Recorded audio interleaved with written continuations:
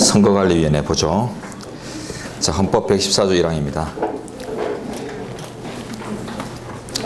선거와 국민투표의 공정한 관리 및 정당에 관한 사무를 처리하기 위해서 선거관리위원회를 둔다. 사무가 3개예요. 선거사무, 국민투표사무, 정당사무. 그래서 우리 정당 등록 말소하고 이런 것들 이제 그죠? 취소제도 이런 것들도 봤었죠. 자, 내려가시면은 헌정사는 나중에 뒤에서 미뤄서 하겠습니다. 자, 로마자 2번 헌법상 지위. 법에 가면 정족수 나오는데요. 정족수는 외우는 게 아닌데 2항 보십시오. 위원장은 표결권을 가지며 가부동수 시 결정권도 가진다. 캐스팅 보트죠. 저번에 판서정 내드렸죠. 선관위 장과 대법관 회의 의장인 대법원장에게 유독 캐스팅 보트가 주어져 있다. 네, 그 부분이에요. 자, 그 다음 제목 정도 읽어보신 다음에 다음 페이지 로마자 3번입니다. 선관위의 구성 333으로 구성돼요. 네, 행정부 3, 입법부 3, 사법부 3 관여해서 총 9인으로 구성하는데 그 구성면에서 특이한 게 위원장은 위원 중에서 호선하지 대통령이 임명하지 않는다는 것이 아주 특이한 부분이고 빈출입니다. 이게 독립기관성을 아주 강하게 추구한 부분이라고 하는데 여기서 설명하지 않고요. 뒤에 이제 도표 정리한다고 했습니다. 그때 이제 총 정리해 드릴게요. 자, 내려가셔서 권한 1번 선거와 국민투표의 관리권. 요거는 뭐 일반적인 것 같습니다만 자, 오른쪽 가시면 그 전에 조문 보죠. 조문 헌법정 보시면 115조 1항 각급 선관위는 선거인명부의 작성 등 선거사무와 국민투표사무에 관해서 관계행정기관에게 필요한 지시를 할 수 있다. 지시권이 부여되어 있어요. 행정기관 등에 대한 관계기관 지시권. 자, 이거는 독립기관의 속성에 비추어 볼 때 좀 이질적입니다. 독립기구는 뭐 이 기구가 독립적이란 말은 다른 기관에 대해서도 독립적이다, 대등하다 이렇게 볼 수 있지 이 상급적인 이런 느낌을 주면 안 되죠. 2항 가시면 제1항의 지시를 받은 당의 행정기관은 또 이에 응해야 된다고 해서 이행 의무까지 설정하고 있어요.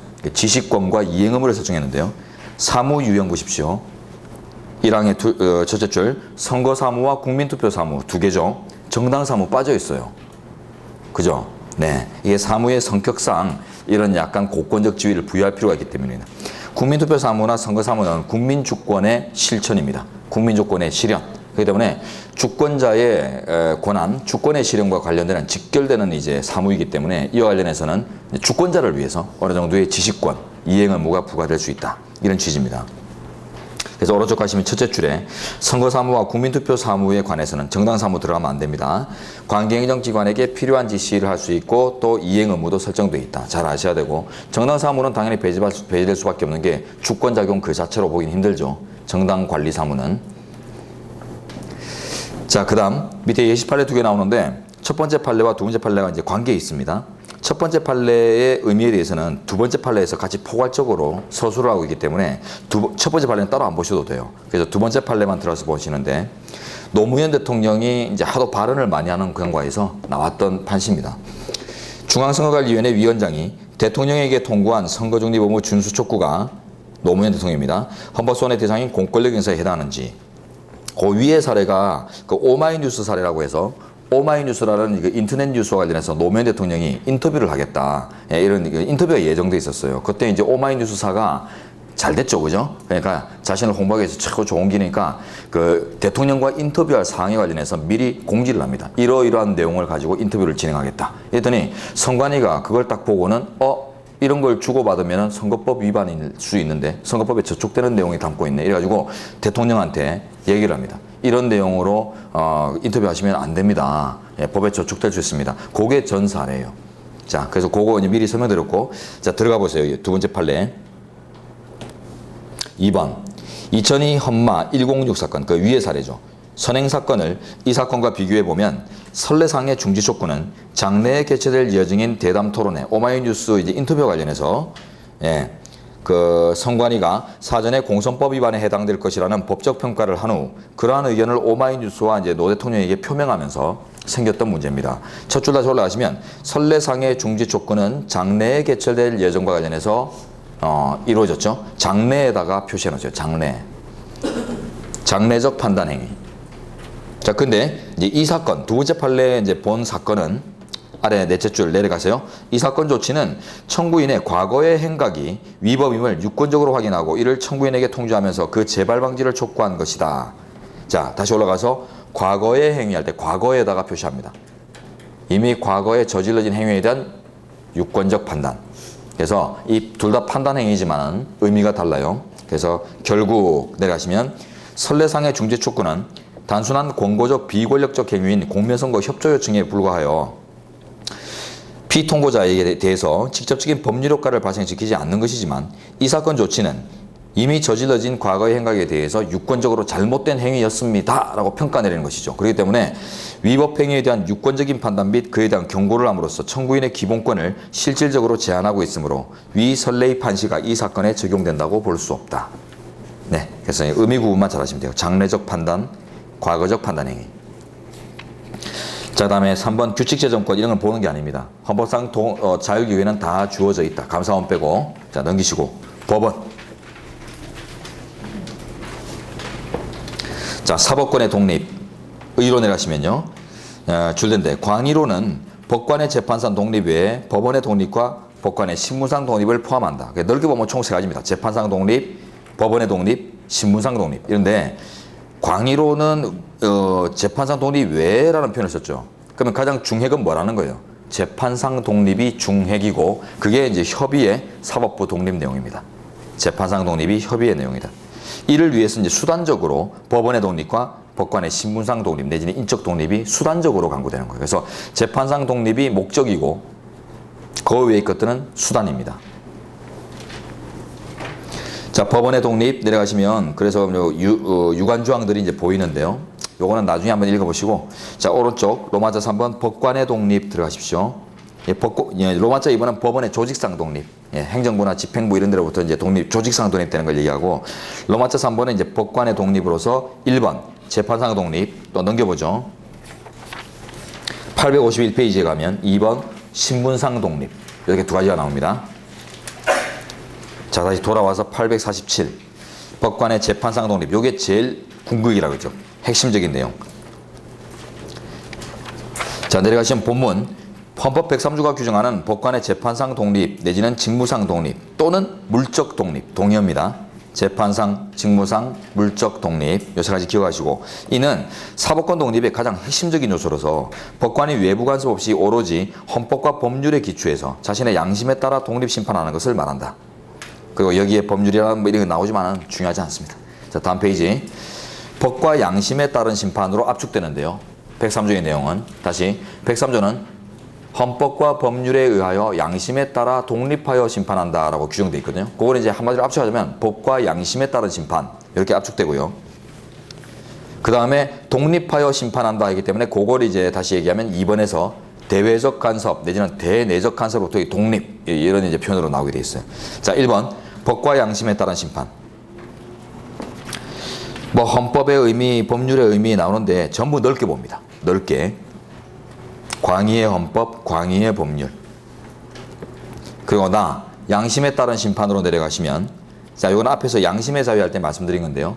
주관적 양심이 아니라 객관적 내지는 직업적 양심의 개념이라고. 자, 그래서 103조의 양심이란, 즉 법관의 양심이란 법관 개인의 주관적 양심이 아니라 법관으로서의 객관적인 법조적 양심 내지 직업적 양심을 얘기한다. 법조적 통념에 따른 양심을 얘기하는 거예요. 그래서 뭐 말씀드렸잖아요, 그죠? 예, 법관의 개인 심정으로는 죽어도 마땅한 놈을 죽였다고 생각하지만은 어쩔 수 없이 법정 최고형을 내릴 수밖에 없다. 선고한다. 예, 이게 후자가 이제 직업적 양심이에요. 2번 대외적 간섭으로부터의 독립. A. 국감조사권과 재판의 독립. 요거는 조금 보시는데요. 국감조법에 가면 8조. 요거 상당히 빈출입니다. 조문 자체가 정선지로도 많이 나와요. 감사 또는 조사는 개인의 사생활을 침해하거나 계속 중인 재판 또는 수사 중인 사건의 소추에 관여할 목적으로 행사되어서는 아니 된다고 해서 계속 중인 재판에 관여할 목적에 국감조사를 금지하고 있다.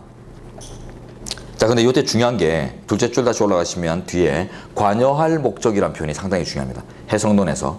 그래서 관여할 목적이 없는 순수한 병행조사는 그러면 가능한 것인가? 문헌적으로 보면 가능하겠죠. 예, 문헌에 따라 해석하는 것이 다수입니다. 그래서 관여할 목적 없는 순수 병행조사 가능 다수설. B. 양형재량의 축소와 재판의 독립. 양형재량, 일반적으로 이제 그 특별형법 규정이나 이런 데 가면은 가중처벌 규정들 있죠. 폭처법, 특가법 이런 데 가면은 가중처벌 하다 보면은 주로 어때요? 일반적으로 일반 형법에서는 뭐 상해나 이런 것들을 요 정도 범죄에서 장기와 단기를 규율했다면, 네, 뭐 폭처법이나 이런 이제 특별형법에 가면은 뭐 이런 식으로 되겠죠. 폭을 확 좁혀버려요. 특히 단기를 확 올려버리죠. 자, 그러다 보니까 이 재량의 폭이 이렇게 좁아진다. 이러면서 이게 이제 양형재량권의 축소, 이런 의미로 이제 이해되는 건데요. 자, 들어가시면 양형재량의 축소와 관련해서는 위헌 사례가 거의 없습니다. 위헌 사례 안 나와요. 거의 없어요. 자, 위헌 사례가 나온 다음에 오른쪽에 두 번째, 금융기관 임직원 사례하고요. 그 다음 페이지 가시면 단순 마약 매수행위 가중처벌, 요 두 개 정도가 위헌이고 나머지는 전부 합헌입니다. 이유는 헌법 103조 때문이에요. 다시 B 본문으로 들어가겠습니다. 법관의 양형결정권의 보장은 법관에게 해당 범죄의 귀책 사유에 알맞게 형량을 정하게 함으로써 구체적 정의를 실현하는 방안이다. 그러나 형사재판에서 법관의 양형결정이 법률에 기속되는 것은 법률에 따라 심판한다는 헌법 103조에 의한 것이로 법치국가 원리의 당연한 규율로서 형사법상 법관에게 주어진 양형 권한도 입법자가 만든 법률에 규정되어 있는 내용과 방법에 따라 그 한도 내에서 누리는 재량이다. 이렇게 우리가 판시했어요. 우리 헌재가. 103조 조문 다시 보세요. 교재 앞쪽이나 헌법 조문을 펼쳐서 103조 보시면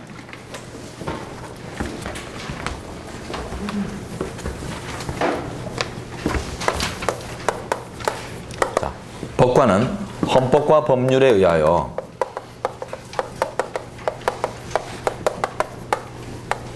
양심에 따라 독립하여 심판한다. 이건 지우죠. 예, 독립심판한다. 이렇게 되어 있죠. 독립심판권. 자, 이 뭐래요? 양형재량권이 부여되어 있어요. 헌법상. 독자적으로 판단한다. 재량권. 근데 자, 이걸 축소할 수 있겠는가? 함부로. 헌법과 법률에 의하여, 요 표현이 중요합니다. 자, 요걸 이제 다시 압축하면 합헌적 법률에 의하여, 이런 표현으로 압축되거든요.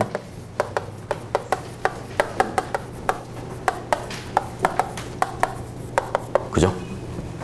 헌법과 법률에 의한다는 말은 헌법의 이념을 잘 담은 법률에 근거한다. 이런 표현이에요. 그래서 합헌적 법률에 의하여 재량권의 한계가 설정됩니다. 합헌적 법률에 의한, 예, 조금 이렇게 할까요? 의한 한계가 존재한다. 혹은 설정되어 있다.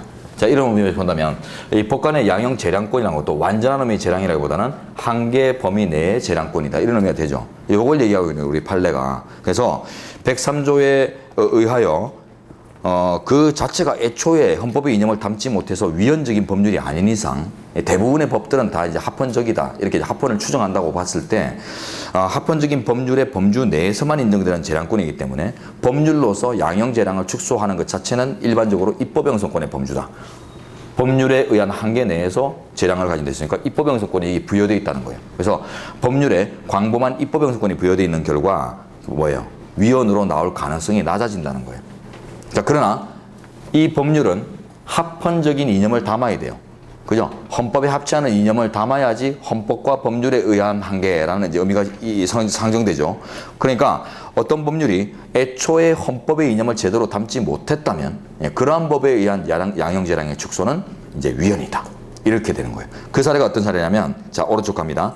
두 번째, 금융기관 임직원 수재행위에 대한 가중처벌. 우리가 이미 판단했고 잘 알고 있는 사례예요. 어떤 사례죠? 뇌물죄 관련 공무원 의제 조항은 일반적으로 위헌이 나오지 않는데 금융기관 임직원 사례에서만큼은 위헌이 나왔다. 그 취지가 뭐라고 했죠? 잘 알아야 된다고 했는데 공무원으로 의제해서 처벌하는 것까지는 괜찮았는데 보다 더 가중처벌했다고 했죠. 공무원으로 의제하여, 제목에 써놨어요. 공무원으로 의제하여 보다 가중처벌. 그래서 의제하는 부분은 괜찮다고 했어요. 그러나 보다 가중처벌하는 것이 과잉하다. 그럴 필요는 없다. 동등한 수준에서 처우하라.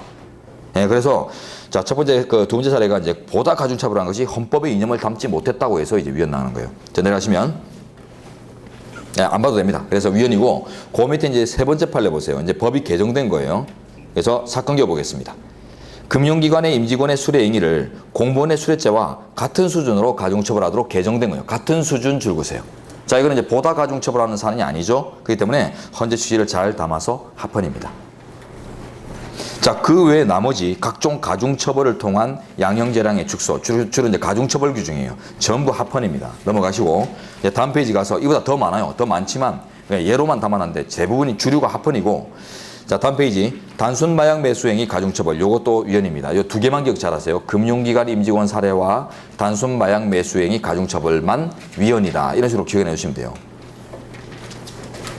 자, 제목에서 이미 답을 내리셔야 되는데 단순 마약 매수에 단순에다 따옴입니다. 단순. 그리고 위에다가 영리범 등 목적범이 아니다라고 표시하세요. 영리범 등 목적범 X.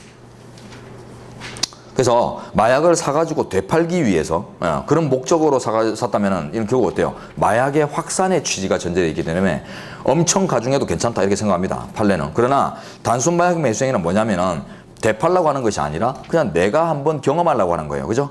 한번 뽕에 쪄들어 보자. 이래가지고 한번 경험해 보려고 산 건데 이거는 지만 망하고 말지 남들한테까지 막 확산시키는, 폐해를 확산시키는 게 아니기 때문에 그런 이제 목적범들과 동등하거나 유사처우로 하면 안 된다고 봐요. 그래서 단순 마약 사건에 보시면 단순 마약 매수 행위를 사형 무기 10년. 야, 너무하죠. 사형까지 먹더라. 그러니까 이거는 혼자 한번 즐겨보려고, 그러니까 지금 뭐 본드 마신 거하고 비슷한데, 그죠? 예, 이거 너무 가중했다. 그래서 요것만큼은 이제 위헌입니다. 헌법의 이념을 제대로 담지 못했다.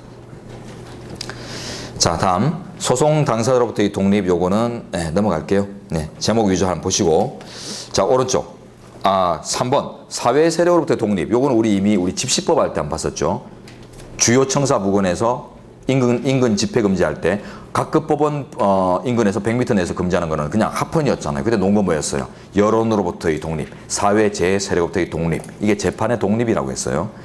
자, 그다음 오른쪽 사법부 내부로부터의 독립. 이것도 당연하죠. 뭐 대법원장 같은 이제 인명권자를 중심으로 하는 어떤 그 전횡 이런 것들에 대한 이제 얘기들입니다. 근데 이제 밑에 판례 보세요. 당해 사건에 관한 상급법원 판례의 구속력 문제. 선례 구속성의 원리라는 게 나오는데 이거 영미법상의 원칙입니다. 판례법 국가인 영미법상 선 판례가 후 판례를 구속한다. 이런 원칙인데요. 판례법 국가죠. 판례가 곧 법이다라고 하는 국가에서 나오는 원칙이에요. 그런데 우리나라는 대륙법 체계이기 때문에 판례를 법으로 보지 않습니다. 그 결과 자, 읽어보죠. 선례 구속성의 원리가 지배해온 영미법계 국가에서는 판례법이 법의 근간을 이루고 있는 반면에 우리와 같은 대륙법계 국가에서는 상급법원의 판례가 하급법원을 구속한다는 원칙은 인정되지 않는다. 자, 그러면서 이제 여기 어떤 조항에 대한 이제 위헌 문제냐면 본문으로 와보세요. 본문의 둘째 줄입니다. 법원주의법 제8조에서는 상급법원 재판에 있어서의 판단은 당해 사건에 관해서 하급심을 기소한다고 규정하고 있는데, 자, 이게 영미법상의 선례구속성 원칙을 도입한 것인가? 이런 논의가 있어요. 아닙니다. 자, 논의의 지점은 다시 둘째 줄 뒤에 당해 사건에 관하여 여기 줄거볼까요? 네, 요게 포인트예요. 당해 케이스와 관련하여 이 말이죠. 그러니까 이거는 결국 문헌에 비춰보더라도 다 신급제도를 운영하고 있는 취지상 어쨌든 신급이 어느 단계에서는 끝나야 될 거 아니에요. 신급이 무한 반복되면 안 될 테니까 신급의 무한 반복을 막기 위해서 어느 정도 상급법원에 당해 케이스와 관련된 종국적 판단권을 주는 것이지 이와 관련된 유사 동종 사건에 대한 구속력까지 부여한 것은 아니다. 그러니까 선례 구속성 원리가 아니라고 합니다. 자, 이제 판례로 내려와서 아래 두 줄입니다. 법원주의법 규정은 신급제도의 합리적 유지를 위해서 당해 사건에 한해 구속력을 인정한 것이다. 문헌 그대로 해석합니다. 당해 사건에 관해서만 구속력을 인정한 것이고 그 후에 동종 유사 사건에 대해서까지 선례로서의 구속력을 규정한 것은 아니기 때문에 영미법을 도입한 것이 아니다. 이렇게 얘기합니다. 우리 체제에 부합한다. 자, 그다음 2번 신분상 독립은 인적 독립이라고 합니다. 인적 독립. 자, 법관 인사의 독립과 관련해서는 조문 같은 것들은 별로 중요하지 않고요. 한 몇 가지만 터치하시면 되는데 헌법 조문은 읽어두셔야 됩니다. 대법원 조직 관련해서는 읽어두셔야 되고, 그 다음 법원조직법 내려가시면 44조 보직 1항 보세요.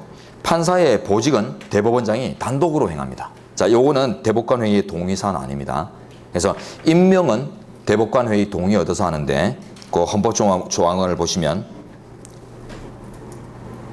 자, 자, 헌법 조항 요것도 잘 읽으셔야 되는데 올라오세요. 144조의 3항. 대법원장과 대법관이 아닌 법관. 이게 무슨 표현이죠? 일반 판사를 지금 얘기하는 겁니다. 일반 법관을. 예. 대법원장이나 대법관 이런 사람들이 아닌 나머지 법관. 예. 일반 법관이에요. 일반 판사는 대법관 회의의 동의를 얻어서 대법원장이 임명한다라고 되어 있죠. 그래서 임명 과정에서는 대법관 회의가 가동됩니다만 법원조직법 44조 보직 설정 과정에서는 가동하지 않습니다. 요거는 대법원장이 단독으로 정해요. 그래서 임명권과 보직권 구별하시고요. 그리고 어쨌든 대법원장의 인사존행 이런 것들이 이제 방위선 판사 사건이나 이런 걸 통해서 많이 이제 시사화됐기 때문에 내려가시면 본문에 줄텐데 법관인사위원회 제도가 도입되어 있습니다. 근데 법관인사위원회 제도가 최초에는 이제 지금 됐습니다. 됐고 예, 차지하시고 지금 현재 필수적 심의기관입니다. 필수적 심의기관. 자문기관 아니에요. 임의기관 아니고요. 그래서 그대로 외워주세요. 필수적 심의기관. 그리고 그 밑에 줄된 부분은 안 보셔도 됩니다. 예, 그건 너무 세밀한 좀 지엽입니다. 그 다음 법관 자격 법정주의. 예, 이런 용어들은 잘 기억하셔야죠. 예, 법관의 자격은 법률로 정한다라는 표현을 법관 자격 법정주의라고 하고요. 네, 그 정도만 이해하시면 됐고요. 다음 페이지 가시면 3번 법관의 임기제와 정년제도 나오는데 요건 또 상당히 중요합니다. 105조 헌법 가보세요. 1항부터 4항까지 임기제와 정년제를 규정하는데요. 자, 임기 상당히 구체적으로 규정하고 있죠. 연임이나 중용 여부까지. 그리고 이제 4항으로 가보세요. 법관의 정년은 법률로 정한다고 되어 있습니다. 자, 그래서 전체적으로 지금 1항부터 3항까지 임기제를 규정했고 4항에서 정년제도를 규정하고 있어요. 정년제도를 운영하겠다 했죠. 하지만 정년제도의 구체적 내용은 법률로 정하라고 했어요. 네, 요거 이제 정리를 하셔야 되는데 쳐다보십시오.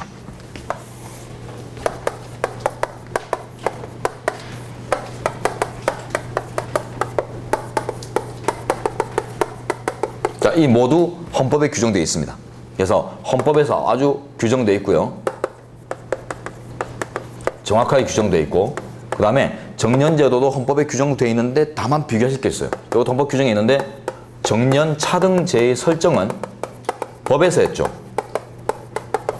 대법원장, 대법관, 일반 법관들의 정년을 차별화시키는 거. 다 차별화되어 있어요. 그거는 법에서 비로소 정해진다고요. 우리 헌법은 법률로 정한다라고 위임만 했고 정년제도의 근간만 마련했고 즉 종신제가 아니라 정년제로 운영한다라는 이제 취지만 밝혔고 그 구체적 규율은 법원조직법에 위임한 결과 법원조직법에서 차등제를 도입했어요. 자, 그러면 정년제도 자체를 위헌으로 문제 삼는 것과 정년 차등제를 위헌으로 문제 삼는 것에 대해서 심판 대상성이 차이가 납니다. 밑에 판례로 내려가죠. 예시 판례. 법관의 정년제 및 정년 차등제. 자, 헌법 105조에서 법관의 정년은 법률로 정한다고 해 법관의 정년제 자체를 헌법에서 명시적으로 채택하고 있으며 다만 구체적인 정년 연령을 법률로 정하도록 위임하고 있을 뿐이다. 따라서 법관 정년제 자체의 위헌성 판단은 헌법 규정에 대한 위헌 주장으로서 개별 헌법 규정에 대해서는 위헌 심사할 수 없다는 논리가 그대로 적용돼 버리죠. 그래서 요거는 대상 안 되고요. 그리고 밑에 가시면 그러나 이 사건 법조항이 법원조직법의 법관의 정년을 직위에 따라 순차적으로 낮게 차등 설정한 것, 차등제죠. 이 차등제는 헌법이 정한 것, 직접 정한 것이 아니라 법에서 비로소 정해진 것이기 때문에 이런 법률 규정으로서 위헌법률 심판이 등 헌법재판의 대상이 될 수 있어요. 그래서 이제 본안 판단 들어가서 그 차별에 합리적 이유가 있다라고 하면서 기각결정 나옵니다. 그래서 정년제 자체와 차등제의 의미, 그 들어가는 구분 의미 잘 아셔야 되고, 자, 그 다음에 그 위에 이제 구체적인 내용들은 저 뒤에 도표 정리할 때 보도록 하고 여기서 정리하지 않습니다. 자, 그 다음 법관의 신분 보장 또 쭉 넘어가세요. 오른쪽에 법관에 대한 징계 사유 그는 여러분들 한번 보세요. 예, 너무 간단합니다. 법관이 품위를 손상하거나 뭐 이런 것들이 뭐 명확하냐 불명확하냐 문제인데 명확하다고 했어요. 자, 다음 페이지. 1980년 해직 공무원의 보상 대상에서 법관을 제외시킨 것. 1980년도가 어떤 정부죠? 전두환 정부. 예. 전두환 정부의 50입니다. 50 전두환 정부. 전두환 정부가 딱 들었습니다. 전두환 대통령, 전 장군이 외쳤던 것이 작은 정부였어요. 작은 정부. 정부가 너무 크다, 방대하다. 그래서 비용이 많이 드니까 경제성을 추구하겠다. 그때 경제가 아주 중요하던 시절이었거든요. 그래서 정부의 경제성을 추구하면서 관서별로 공무원을 해직하라고 할당률을 줍니다. 관서별 해직 할당. 그래서 80년 관서별 해직 할당에 따라서 어쩔 수 없이 해직된 공무원들이 있겠죠. 그분들을 사후 정부에서 이제 보상하는 입법을 이제 마련하는데, 자, 요때 보십시오. 사건 개요. 80년 해직 공무원의 보상 등에 대한 특별조치법이 보상 대상자에서 제외하고 있는 차관급 이상의 보수를 받던 자에서 법관을 포함시키면 안 된다고 합니다. 요게 우리 판례 법리예요. 자, 차관급 이상의 보수를 받다가 해직 할당된 자, 이 사람들은 어떻죠? 보상할 필요성이 별로 없다고 생각합니다. 이 법에서는. 왜? 차관급이면 갈 때까지 갔다 생각하는 거예요. 그러니까 갈 때까지 충분히 간 사람들이기 때문에 어떻게든 이제 해직 할당이 아니었어도 나올 수 있었던 사람들이다. 이런 의미에서 이 사람들보다는 이제 그 오랫동안 장기 근속이 예정되어 있는 하급 공무원들에 대해서 이제 보상을 확대하는 이런 식으로 이제 규정을 뒀는데, 어쨌든 간에 이 차관급 이상의 보수를 받던 자 속에 법관을 포함시키면 안 된다는 해석론입니다. 그래서 법관은 무조건 보상해 주라는 뜻이에요. 강한 신분 보장의 요청 때문에. 그래서 법관 중에서도 주로 이제 고등법원의 수석부장 판사나 이 사람들은 차관급이거든요. 그러니까 그런 사람들은 차관급이라 하더라도 보상해 주라고 해요. 내려가시면 줄된데, 우리 헌법에 의해서 법관은 일반 공무원에 비해 신분이 더욱 두텁게 보장되어야 한다. 강한 신분 보장이 예정돼 있어요. 탄핵이나 금고 이상 형 받지 않으면 함부로 파면당하지 않고요. 그 외에 불리한 처분 받지 않도록 다 강화되어 있어요. 그렇기 때문에 헌법이 예정한 강한 신분 보장 취지에 비춰봤을 때 다른 일반 공무원들하고 똑같이 취급하면 안 된다. 그래서 법관들은 차관급 이상에 했더라도 보상을 해줘라라고 합니다. 자, 됐고요. 그 밑에 대법원장 법관 전보 발령 처분에 대한 구제, 이게 방희선 판사 사건이라고 하죠.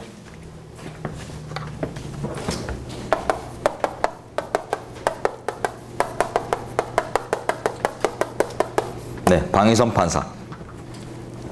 지역 판사로 있다가 어떤 역량이 아주 투철했다, 역량이 좋았다 그래요. 역량이 대단해서 신임을 많이 받았고, 그래서 이제 수도권으로 이제 발령받을 수 있는 여지가 발생했던 그 진급 대상이었어요. 진급 대상이었는데 이분이 이제 우쭐했죠. 역량이 이제 조직 내에서 막 이렇게 대우를 받다 보니까. 그래서 대법원장을 평합니다. 대법원장. 현직 대법원장이 뭐 이딴 식으로 행보를 해갖고는 안 되는 것이다. 물러나라 대법원장. 뭐 이런 식으로 해가지고 인터넷에 막 글을 올리고 막 이랬거든요. 자, 그러니까 이제 대법원장이 보고를 받고는 방희선은 절대로 수도권으로 들이지 말아라. 이렇게 이제 얘기를 해요. 그래서 방희선이 계속 지역으로만 돕니다. 지방으로만. 그러니까 이제 수도권 발령 1순위였는데 지방으로만 돌리니까 열받았죠. 그래가지고 이제 문제를 제기하는데 헌법소원을 바로 제기합니다. 사건 개요. 대법원장에 의한 법관 전보 발령 처분에 대한 헌법소원에서 행정소송을 거치지 않은 것이 보충성 원칙에 위반되는가? 법관이 법을 모를까요? 왜 헌법소원의 보충성 원칙을 몰라서 행정소송 안 거치고 바로 헌법소원을 제기했을까요? 알죠. 하지만 가봤자 의미 없다고 생각한 거예요. 행정법원에서 재판을 담당하는 법관의 임명권자가 누구예요? 대법원장이란 말이에요. 대법원장. 그렇기 때문에 대법원장이나 대법관이 아닌 법관의 임명권은 아까 우리 조문에서 대법원장이 있었죠. 그러다 보니까 결국 현직 대법원장이 임명한 자들이 나에 대해서 제대로 된 판단을 내려줄 수 있겠는가? 지금 대법원장이 잘못했다는 판단을 내려줄 수 있을 것인가 했을 때 아니라고 생각한 거죠. 그렇죠. 일반적으로. 그러니까 이거는 결국 반드시 거쳐야 될 사전적 구제 절차가 아니라 보충성 원칙의 예외로서 우회적이고도 의미 없는 절차라고 봐서 바로 헌법소원을 제기한 거예요. 그랬더니 우리 헌재는 의미가 있는 절차라고 합니다. 자, 내려가시면 줄인데, 행정소송 절차에 의해서는 권리구제의 실효성을 기대하기 어렵다고 할 수 없다. 이유는 법관의 재판상 독립입니다. 첫째 줄에 나왔죠. 그래서 법관의 재판상 독립이 헌법에서 직접 보장되고 있는 바, 당신이 생각하는 정도는 뭐 사실상의 사유일지는 몰라도 법적인 측면에서, 논리적인 측면에서는 어떤 구속도 대법원장으로부터 받지 않기 때문에 독립된 판단을 받을 수 있다. 그렇기 때문에 독립된 판단을 받고 나서 오세요 하면서 돌려보내버립니다. 그래서 각하예요.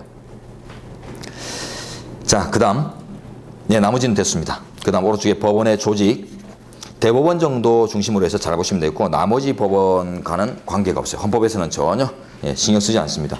자, 대법원 내려가시면 헌법 102조 1항 대법원에 부를 둘 수 있다. 전문 재판부 개념이죠. 부라는 것은. 자, 그 다음에 2항 대법원에 대법관을 둔다. 다만 법률이 정하는 바에 의해 대법관이 아닌 법관도 둘 수 있습니다. 대표로 어떤 거요? 재판연구관 이런 분들이죠.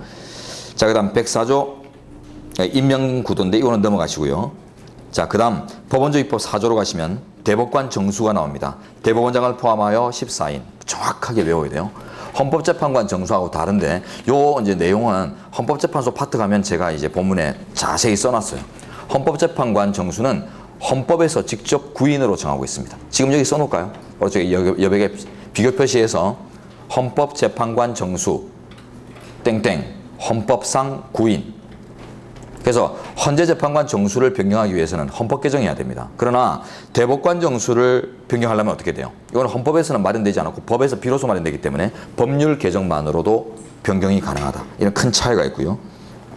그 다음 심판권의 행사 7조 가시면 1항 전원합의체 나오죠. 이런 건 여러분 잘 알죠. 대법관 전원의 3분의 2 이상으로 구성한다. 네, 됐고요.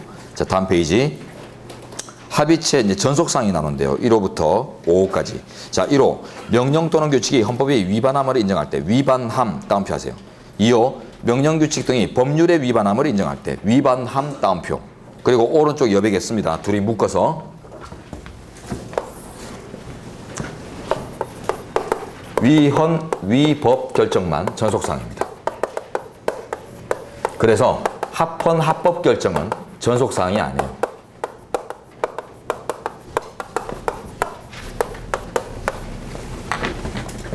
그죠?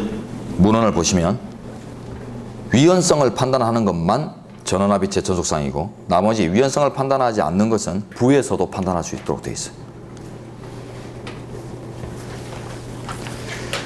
자, 그 다음 3호 가시면 줄된데 종래의 의견을 변경할 필요가 있을 때 뭐죠? 판례 변경. 전원합의체 판례 변경. 그 다음 5호는 너무 당연한 것 같고 자, 갑니다. 그 다음에 16조 대법관 회의 나오네요. 대법관 회의는 전원합의체하고 어떻게 차이 나죠? 성격이? 전원합의체는 심판기구고요. 대법관 회의는 사법행정기구죠. 사법행정 담당. 자, 그래서 인사나 이런 거 다룹니다. 법관의 인사나 이런 것들. 자, 그래서 1항 보시면 대법관 회의는 대법관 전원으로 구성됩니다. 다르죠? 대법관 전원의 3분의 2로 구성하는 게 아니라 무조건 전원으로 구성해요. 전원합의체하고 다릅니다. 왜 그럴까요? 대법관의 인사 같은 것들을 결정하면서 그 당의 당사자를 빼놓고서 결정을 한다. 이러면 큰 문제소지가 되겠죠. 그렇기 때문에 애초에 전원을 참여시켜요. 그들의 인사관계나 이런 것들 문제 아니에요. 인사평정 이런 걸 주로 다루니까. 자, 그리고 대법원장이 의장인데 3항으로 갑니다. 3항 가시면 의장은 의결에 있어서 표결권을 가지며 가부동수직 결정권도 가진다. 나왔네요. 이제 드디어 마지막 마무리. 그죠? 선관위장과 대법관 회의 의장인 대법원장에게 결정권, 캐스팅 보트가 부여되어 있고 그 외에는 없다. 대표적으로 전원합의체에서 재판장으로서는 결정권을 못 가집니다. 자, 17조는 됐고요. 그 다음에 재판연구관 넘어가시고 예, 나머지는 됐네요. 523조에 의해 재판연구관 1항 여러분하고 관련된 거죠. 로클럭. 자, 그 다음에 70조 행정소송의 피고 대법원장이 행한 처분에 대한 행정소송의 피고는 법원행정처장으로 한다. 예, 대법원장이 아닙니다. 피고를 법원행정처장을 대신 세우죠. 그 이유는 대법원장은 전원합의체 재판장이나 대법관의 의장으로서 기능을 유지해야 되기 때문에 이 사람이 자꾸 이제 재판정에 서고 이런 것들은 이제 기능을 실추시키는 거죠. 그렇기 때문에 법원행정처장이 대신 피고 적격을 누리게 됩니다. 자, 이것도 국가고시 5선지 있는 부분입니다. 네, 그리고 그 밑에 대본에 구성할 때 여기 나오네요. 둘째 줄, 그 두 줄 줄된 거 기억하시고 이와 관련된 이제 헌재 재판관 수학까지 이제 관련된 내용은 이제 뒤에 나옵니다.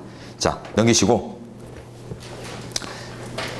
대법원의 관할 및 권한 107조 2항 정도가 중요한데 이거는 뒤에 따로 논의가 이제 서술되니까요. 그리 가서 보도록 하고요. 그다음 하급법원 나오는데 안 봐도 됩니다. 예, 볼 필요 없고 여러분이 상식적으로 다음 페이지 그 특허법원요. 특허법원하고 5번의 행정법원 그거 이제 신급 정도 이런 것만 좀 보시면 되겠어요. 네. 헌법시험으로 안 나올 겁니다. 자, 그 다음에 특별법원으로서 이제 군사법원, 요거 이제 중요합니다. 내려가시면 헌법 110조에 명문 근거가 있죠. 군사재판을 관할하기 위해서 특별법원으로서 군사법원을 들 수 있다. 근데, 자, 특별법원이라는 표현에 대해서 견해드립이 나오죠. 일단, 2항으로 먼저 갑니다. 군사법원의 상고심은 대법원에서 관할한다. 아, 결국 이제 대법원이 최종심이네요. 자, 요거 인식하셔야 될 필요가 있습니다. 자, 내려가서 특별법원의 개념, 견해대립, 특수법원설과 예외법원설이 대립하는데요. 자, 특별하다 의미를 예외로 볼까? 아니면 특수란 의미로 볼까? 이 차이예요. 특수법원설은 뭐예요? 전문법원이다 이 말이에요. 그렇기 때문에 전문법원은 이렇게 헌법에 명문 규정이 없어도 입법형성권 범주예요. 왜요? 법원 조직 법정주의. 그래서 법원의 조직 안에 필요한 사항은 법으로 정한다는 법원 조직 법정주의 규정이 있기 때문에 전문법원의 편성은 이 헌법에 명문 근거가 없어도 자유롭거든요. 그래서 보세요. 특수법원설은 법관의 자격을 가진 자가, 그러니까 특수법원설은 말 그대로 일반 법원의 조직 논리나 어떤 그런 것들이 그대로 적용되면서 다만 다루는 사안만이 특수한 법원, 예, 군사 전문 사안 이런 식으로 다루는 사안만을 전문적으로 이제 다루는 것으로 예정을 합니다. 그러다 보니까 보세요.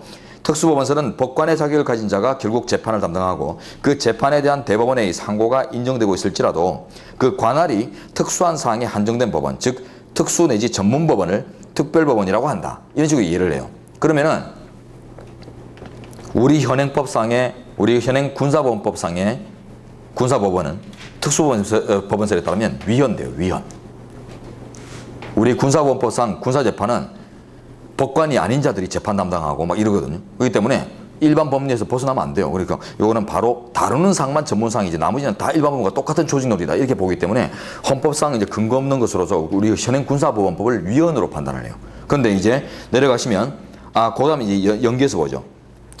자, 그래서 즉 특수법원을 특별법원이라고 한다. 이에 의하면 가정법원, 특허법원 등도 동렬의 특별법원이 된다. 됐나요?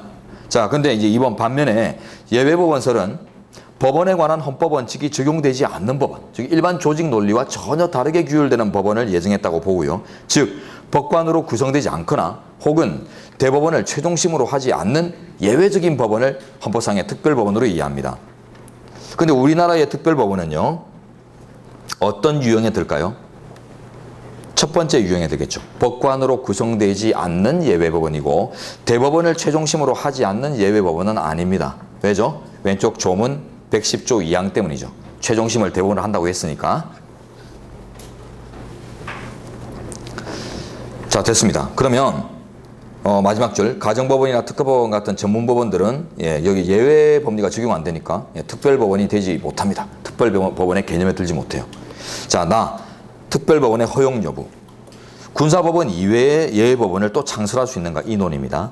특별법원을 예외법원으로 보지 않고 특수법원으로 보면 어때요? 자유롭죠. 법원 조직 법정주의에 따라서 자유롭게 만들 수 있어요. 근데 예외법원으로 보게 되면 이거는 이제 엄격 해석이 되기 때문에 군사법원 이외에 예외법원은 둘 수 없다라는 결론으로 나옵니다. 자, 됐고요. 그 다음에 이제 군사법원의 구체적 규율 내려가시면 자, 그 넷째 줄에 줄된 데 있네요. 우리 헌법상 대법원을 최종심으로 하지 아니하는 특별법원은 인정되지 않고 법관의 자격을 가지지 아니하는 자가 재판하는 이제 특별법원으로서 인정될 수 있다. 현행법이 그렇게 되어 있어요. 근데 그 밑에 판례 보시면 우리 현재는요, 각종 군사법원법의 조직 규칙과 관련해서 전부 합헌 판단하거든요. 그럼 결국 우리 헌재는 정확하게 예외법원설, 특수법원설 이렇게 정확한 논지를 밝힌 바는 없어요. 그러나 어느 쪽에 속하겠어요? 예외법원설을 취하고 있습니다. 예외법원설. 그래서 예외법원설에 입각해서 현행 군사법원법의 상의 군사재판을 전부 합헌으로 판단하고 있어요. 안에 내용은 안 보셔도 됩니다. 자, 그 다음 나로 가죠. 자, 군사법원은 관할관과 재판관으로 구성된다. 자, 관할관은 이제 사령관이라고 생각하시면 돼요. 사단장 이런 이제 사령관들, 부대장. 그 다음에 재판관은 군판사와 심판관으로 구성된다고 그러죠. 자, 군판사는 말 그대로 판사란 말이 들어가네요. 근데 이게 일반 판사하고 다릅니다. 일반 판사는 아까 어때요? 대법원장이 임명하죠. 군판사는 육군참모총장이나 국방부 장관이나 이런 사람들이 임명해요. 임명권자가 완전 달라요. 그렇기 때문에 군법무관 이런 분들 있잖아요. 군법무관 시험 쳐가지고 따로 뽑히고 이런 사람들. 그러니까 그 임명권자가 완전 다르기 때문에 이것도 일반 법관이 아닙니다. 그 다음 심판관은요. 심판관은 일반 장교 중에서 뽑아요. 일반 장교 중에서 법적 소양이 있는 자를 뽑습니다. 그러다 보니까 결국 뭐 ROTC 출신인데 법대단에 나왔다 이러면은 이제 심판관으로 들어갈 수 있는 거예요. 그러니까 이게 일반 법관이 아닌 다른 자들이 재판을 내는 경우죠. 그러나 우리 현재는 합헌으로 봐요. 이유는 군 조직의 특수성. 군 조직은 아주 상명하복 체계의 특수한 조직이기 때문에 그 상명하복의 어떤 특수 조직 체계를 잘 이해할 수 있는 이런 일반 장교들의 개입도 필요하다 이렇게 생각을 해서 합헌으로 바라봅니다. 네, 그 밑에 이제 내용이 다 나오니까요. 줄된 부분 위주로 이제 보시고 그 밑에 그 아래 세 줄 있죠. 아래 세 줄에 이렇게 줄 들어가 있는 거는 보지 마세요. 그거는 너무 깊습니다. 자, 넘어가시고 군입대전 범죄에 대한 군사법원의 재판권. 네, 이거 신분적 재판권 조항이라고 하는데요. 자, 현역부형의 군대 입대전 범죄에 대한 군사법원의 재판권을 규정하고 있는 군사법원법 2조 신분적 재판권이 조문 제목입니다. 신분적 재판권 조항이 재판 청구권을 침해해서 헌법에 위반되는가. 자, 신분적 재판권 사례 이렇게 외워놓으시고요. 자, 이거는 결국 뭐냐면 군인 신분 취득에 따른 재판권 확장 조항입니다. 관할권 확장 조항. 군인 신분 취득에 따른 군사재판 관할권 확장.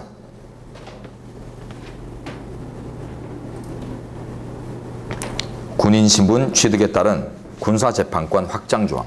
자, 그래서 어떤 거냐면 군인 신분을 취득하는 순간 군인 이전에 민간인으로서 범한 일반 범죄도 이제 군사재판권이 발동되는 거예요. 그래서 군사법원에서 다 일괄 처리합니다. 그러니까 아니 군범죄라면 군형법 위반이나 군범죄라면은 군사재판소가 맞는데 민간인으로서 범했던 일반 범죄는 일반재판소에서 담당해야지. 뭔 소리냐. 군사재판소 아까 보니까 법관도 아닌 자들이 막 담당하고 이러는데 뭔 상관이 있느냐 할 수 있지만은 우리 현재는 합헌으로 바라보는데요. 자, 내려갑니다. 두 번째 단락에 줄든 데 보세요. 군의 특수성 및 전문성을 고려할 때 군인 신분 취득 전에 범한 일반 범죄에 대해서도 군사법원에서 재판을 받도록 하는 것이 합리적이다라고 합니다. 이유는 근처에 쓰세요.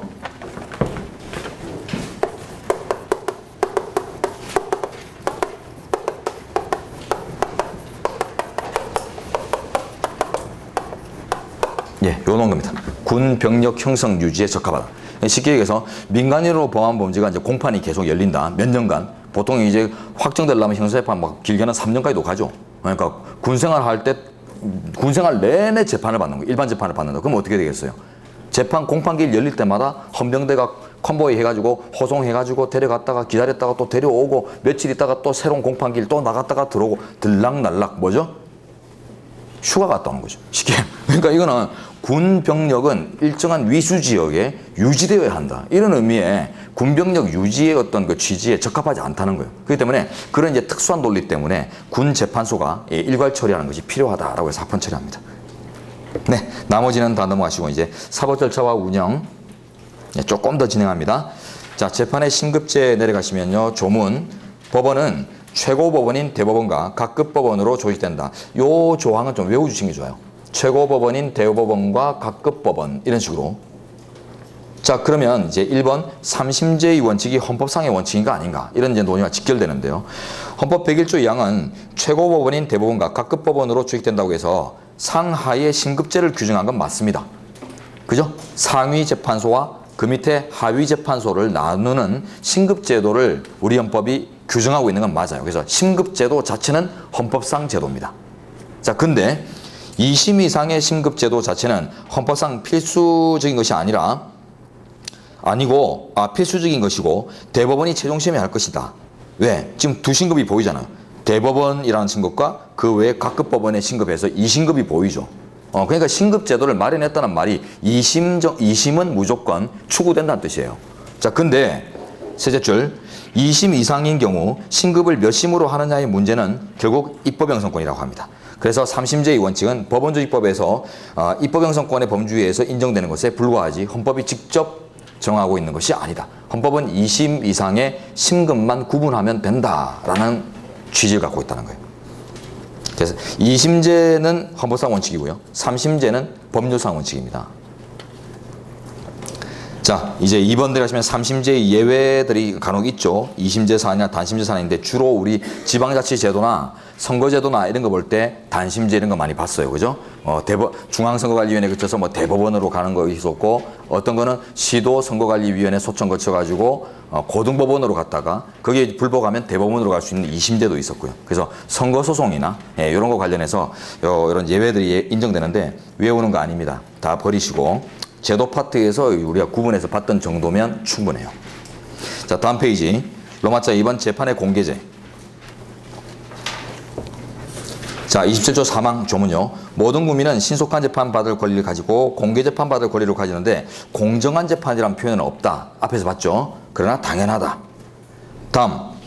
이제 109조가 중요합니다. 여기서 재판의 심리와 판결은 공개한다. 다만 심리는 예외적으로 공개하지 아니할 수 있다. 심리만 예외가 설정되어 있어요. 앞쪽에 나온 조수 중에 판결은 예외가 없어요. 판결은 그래서 반드시 공개해야 됩니다. 자, 이제 칠판 보시면